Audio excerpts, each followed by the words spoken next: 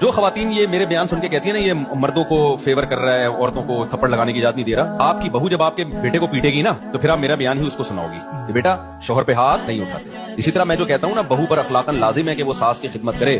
تو یہ عورتوں کو بہت غصہ آتا ہے ایسے بیانات سن کے۔ آپ ساس بن جاؤ، پھر آپ میرا ہی بیان اپنی بہو کو سناؤ۔ جب آپ اپنی بہو سے کہو گی نا بیٹا ذرا پانی لیا، اور بہو آگے سے جواب میں کہے گی میرے اوپر آپ کی خدمت لازم نہیں ہے، اس کے بعد جو آپ کے دھواں نکلے گا نا کہ یار میں نے بیٹے کو پال پوس کے بڑا کیا، رشتہ لینے میں گئی اور میری اب اس گھر میں 2 ٹکے کی حیثیت نہیں ہے، میرے بچوں کی طرح، بہو بھی بیٹی ہی کی طرح ہوتی ہے نا، تو میں اتنا سا کام کہہ رہی ہوں اور آگے سے کہہ رہی ہے شرعن، پھر عین بھی بڑا گاڑا نکالتے ہیں یہ لوگ، شرعن اخلاقن ہماری یہ ذمہ داری